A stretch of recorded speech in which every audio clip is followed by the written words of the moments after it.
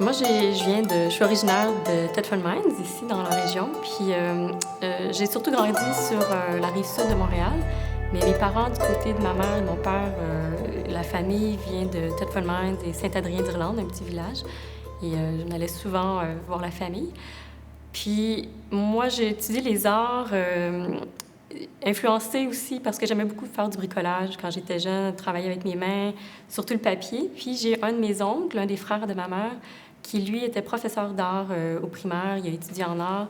Et donc lui, il travaillait beaucoup le papier aussi. Donc ça m'a beaucoup influencée dans mes bricolages quand j'étais jeune. Puis plus tard aussi, le dessin, le papier s'est imposé parce que j'avais pas d'atelier, je voulais pas travailler, vivre dans un espace toxique avec la peinture.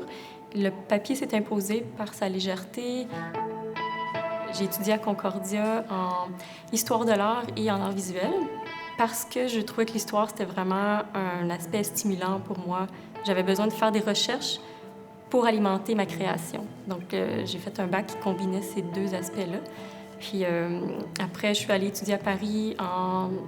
J'ai fait un diplôme en coopération artistique internationale, donc pour pouvoir travailler avec plusieurs genres de différents milieux, organiser des événements.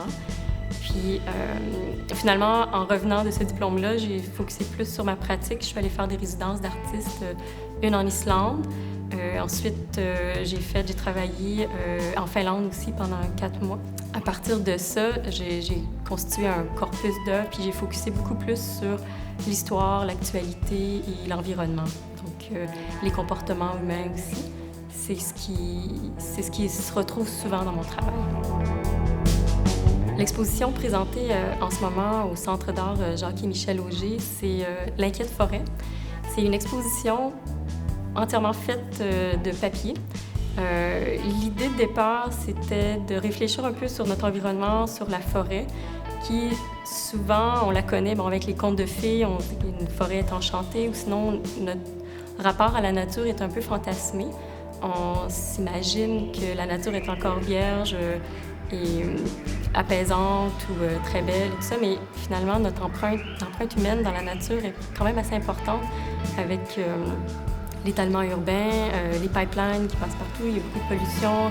On laisse des traces partout, même nos déchets à nous.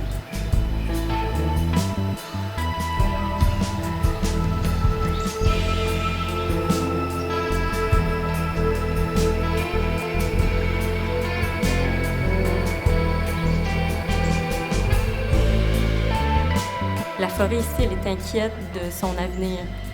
On voit un petit lièvre qui a une petite patte de bois, donc comme s'il s'était fait prendre la patte dans un piège.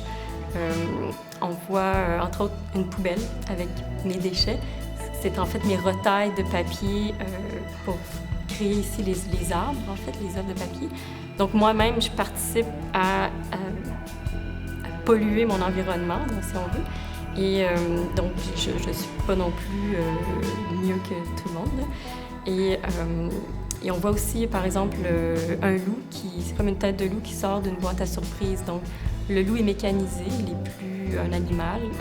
Puis il y a un tourbillon de vautours, mais c'est un tourbillon de vautours mécanisé. Donc, encore là, la nature, elle n'est plus une vraie nature, elle a été transformée, elle a été changée. Donc, je voulais un peu parler de tout cet impact-là, puis prendre le point de vue de la nature qui est inquiète de son sort.